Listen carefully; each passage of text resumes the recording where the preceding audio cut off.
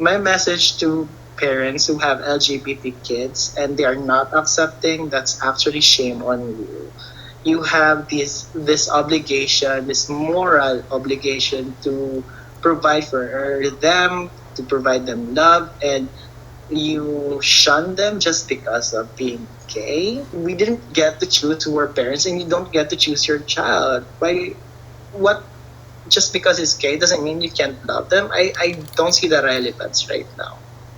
I don't see the relevance on that mindset.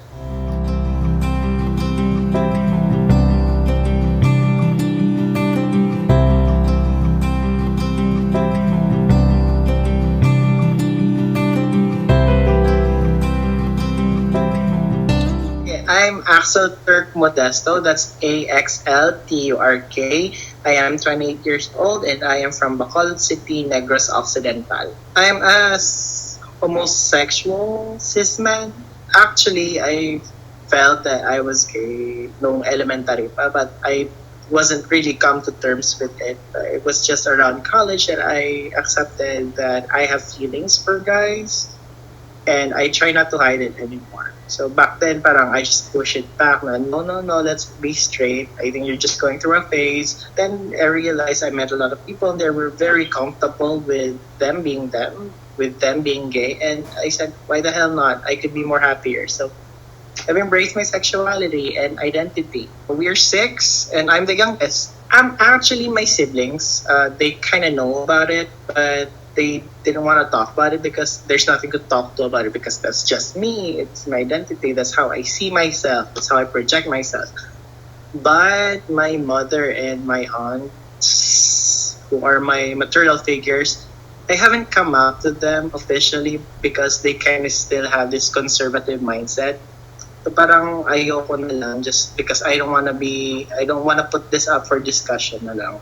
I feel that they know, but I just don't want to talk about it. I don't want to open that kind of words. I had to live up to my father's machismo reputation and me being his only son with my mom and being the most good-looking one among the male offsprings of my mother. I had a certain reputation to live up to, especially because my dad was like the Sika of the neighborhood. Yes, I experienced discrimination, and some of it came from the family side, some of it came from my friends, some came from strangers, and some came from my teachers. With my peers, I was made fun of because I was gay. I was still trying to explore who I am back then during the early years of college. I was experimenting with my hair, with the way I look, and it kind of came up as awkward and weird, and people would like to make fun of that.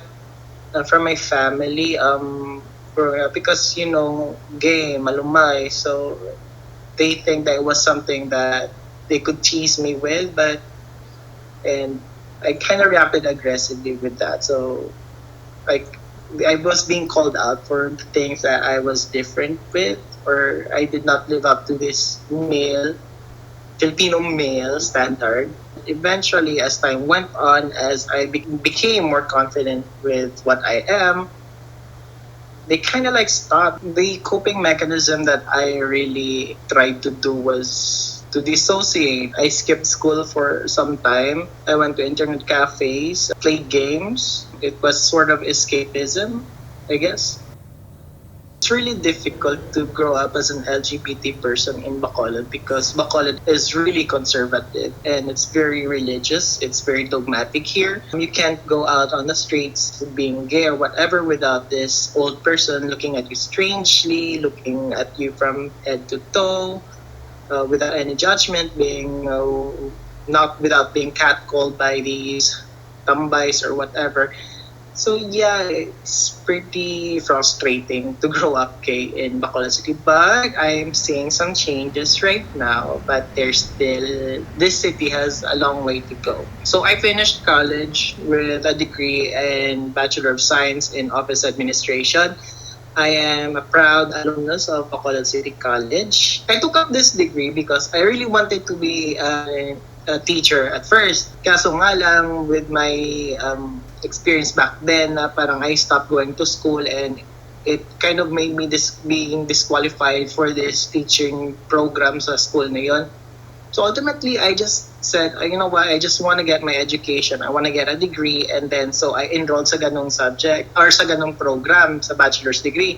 And I was happy. It was a very nice environment for me to grow in. I am a court stenographer. May isa kong, isang teacher na who was also a court employee. And sabi niya, the court is always in need, or the courts are always in need of stenographers. So ayun, ay nagbakasakali ako the values na nakuha ko as a confident gay person. Parang I channeled it there and it got me where I am right now.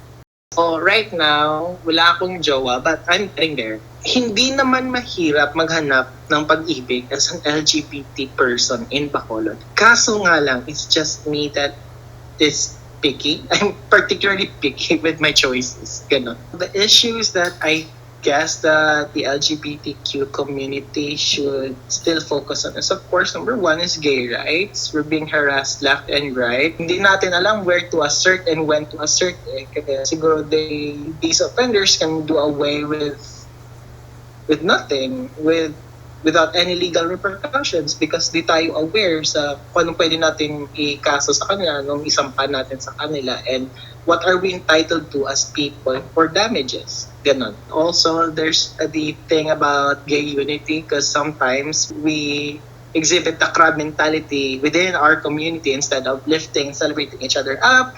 We tend to drag each other down. So that's not really a win for our community. And lastly, of course, we need to talk more to normalize talking about HIV/AIDS in our respective community because there's still a stigma.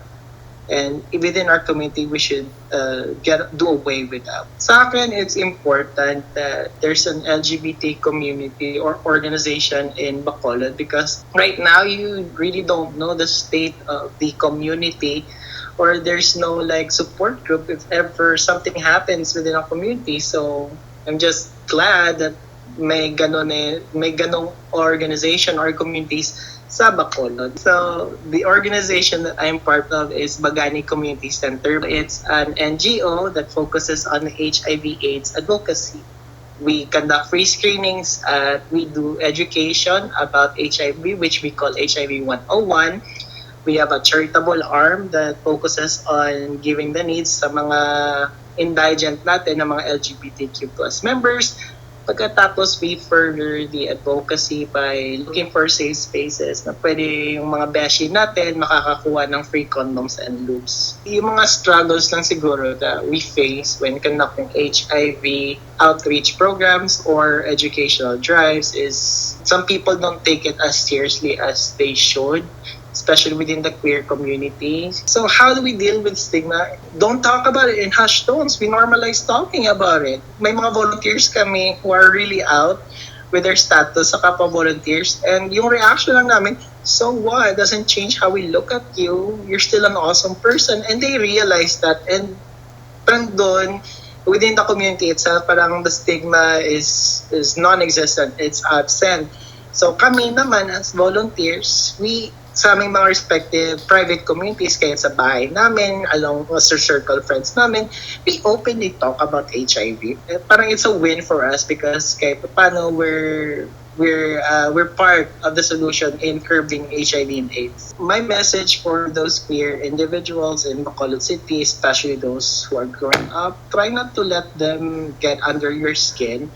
At the end of the day, it's just you. And you know what? There are lots of people out there that are very accepting then.